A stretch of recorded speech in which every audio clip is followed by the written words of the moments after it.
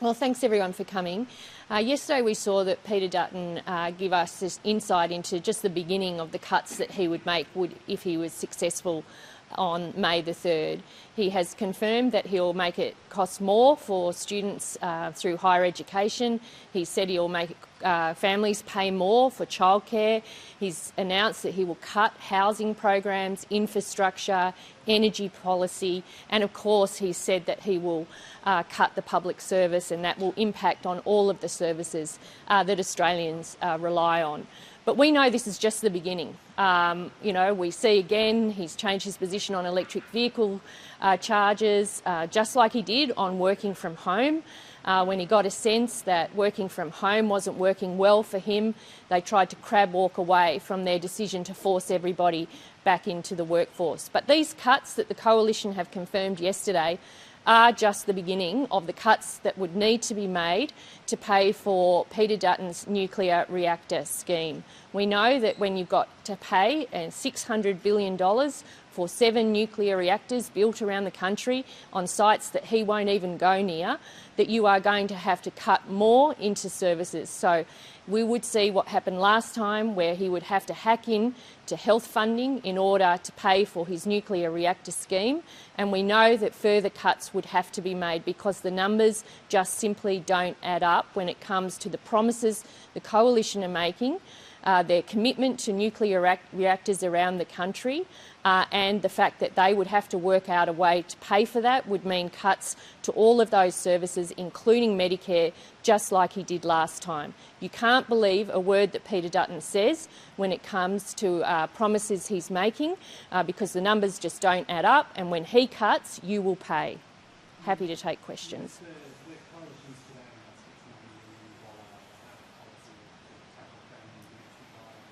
Are there elements of that the government would look at matching the national database for DBFs, for example?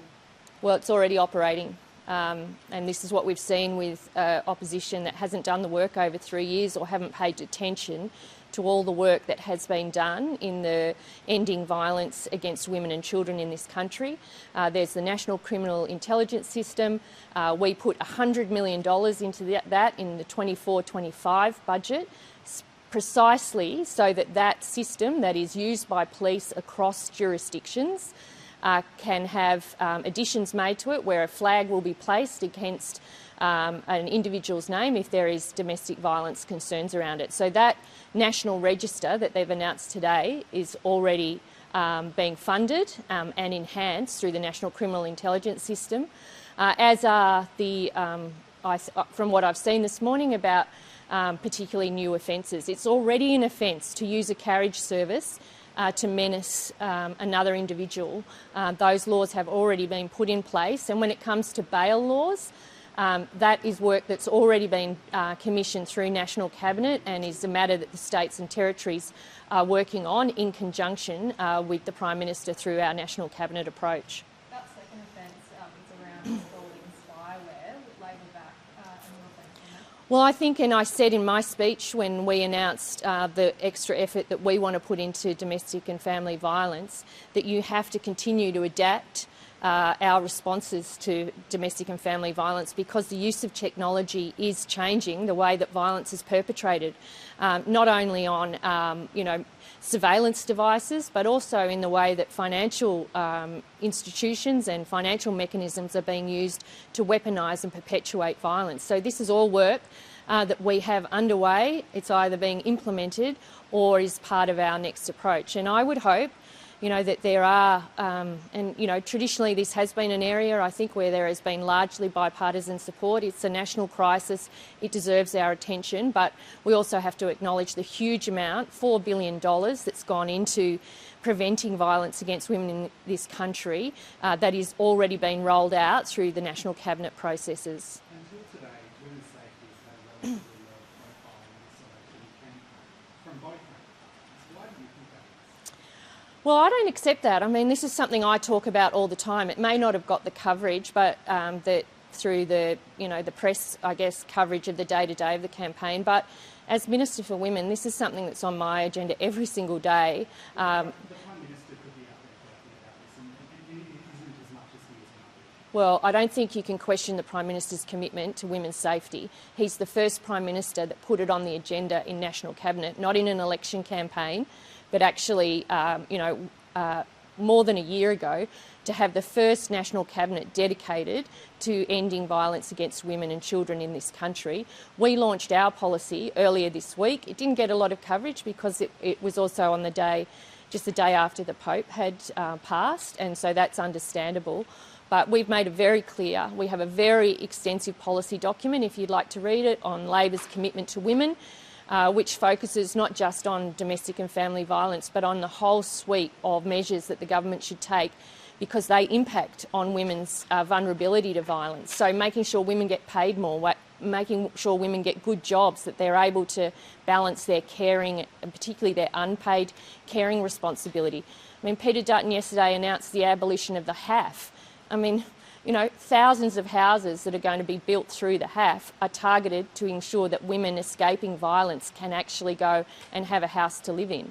So we see women's policy in addressing gendered violence as a whole of government effort across all portfolios. You can't just see women as victim survivors of violence. We are women, women want to work, they want to get paid well, they want to have help balancing care, they want to be able to work from home, for example, if they choose to, so that they can balance those busy lives.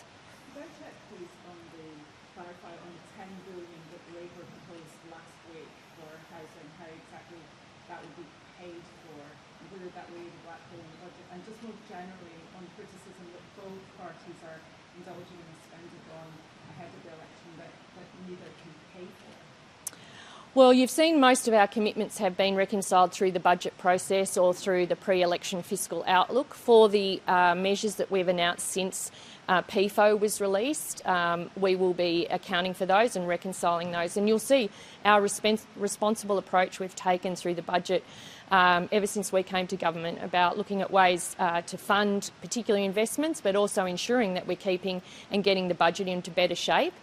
So you will be able to see that. But if anyone cares about the budget and fiscal responsibility, surely you are deeply concerned about $600 billion for nuclear reactors. And I know Peter Dutton contests that, but if you look at the Hinkley nuclear reactor in the UK, I think it's about 15 years late being built and has now got to, for one reactor, between $90 and $100 billion.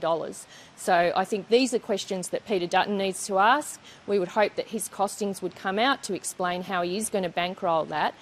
In relation to the $10 billion that you talk about for the 100,000 houses that we would build for sale to first home buyers, there will be a UCB impact of that, a relatively modest UCB impact on that, but the rest would be funded through grants and loans provided to the states. You've been deeply critical of the Coalition for not being out there and detailing all of the savings that they'll make to pay for their policies. During the Tunnel 9 debate this week, the Prime Minister said we'll continue to work on savings in terms of trying to bring the budget down.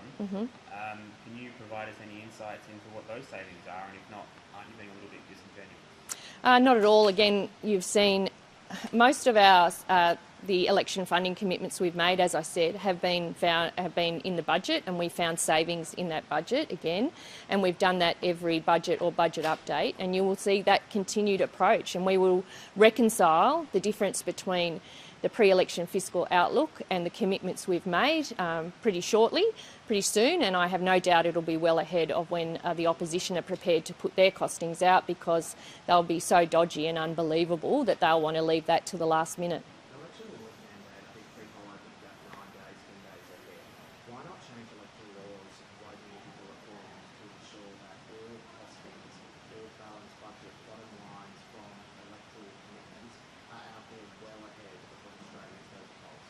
Well, we have the Charter of Budget Honesty. I mean, that's legislation that's been passed through the Parliament that has the requirements about, what information needs to be published in the lead up to the pre-election period, and that's signed off by the Treasury and Finance Secretary, independent of government. So I think there's pretty robust legislation in place already. I think the difference that we're been doing is, as we've been announcing our policies where they have been announced beyond the pre-election fiscal outlook, we have been announcing those with our costings attached to those.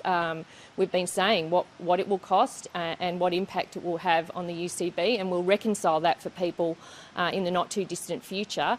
That hasn't been how the coalition have been operating. I mean, they still haven't released their costings about their lunches for bosses policy.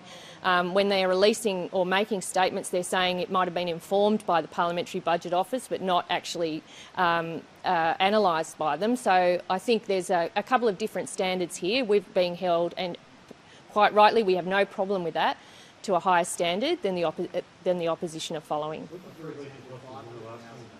Sorry? When did you release your costings in the last campaign? Wasn't it 2 days before polling day? I'd have to check, but I think it was certainly in that last week, and I think it might have been the Thursday. Well, I think at the time we were announcing our policies, we were actually announcing them with costings. That's not happening now. We reconciled them on that day when we pulled it all together, but we had been releasing our policies with costings, and that they'd been done by the Parliamentary Budget Office. You're happy with about 1 million people so far going to polls without full information about your offerings? Well, election day is the 3rd of May. People make a decision about whether they want to vote ahead of that. That's a decision for individual voters.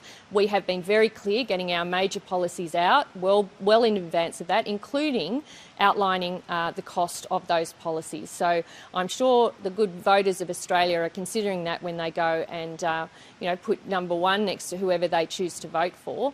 But I think we are being very upfront with them about the costs that our policies are, and I think that stands in sharp contrast to Mr Dutton, who's not explaining what he's going to cut to pay for his $600 billion nuclear reactor scheme.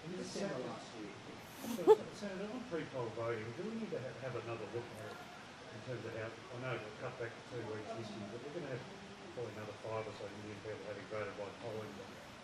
It's clearly been exploited beyond what its original purpose was. It's meant to be for people who couldn't make it on Saturday. Do you think both major parties and even the Parliament as a collective need to have a look at this, maybe limit it to 1 week or even less? Well, it's no doubt that people voting at pre-poll is certainly increasing, and we've seen that just in the last couple of days. This is all these matters get assessed and looked at through the JSCEM inquiry that happens after every election. So I imagine that committee will look at pre-poll and any issues around pre-poll, and that would be a matter for the 48th Parliament. Do you have a view there? I mean, you're a former state. You said the stresses it places on candidates and parties having to man these booths and stuff. Well, I think we're pretty lucky here in our democracy. We're lucky that they are traditionally very peaceful, and people have, under a compulsory voting system, making voting, I think, accessible to people is really important.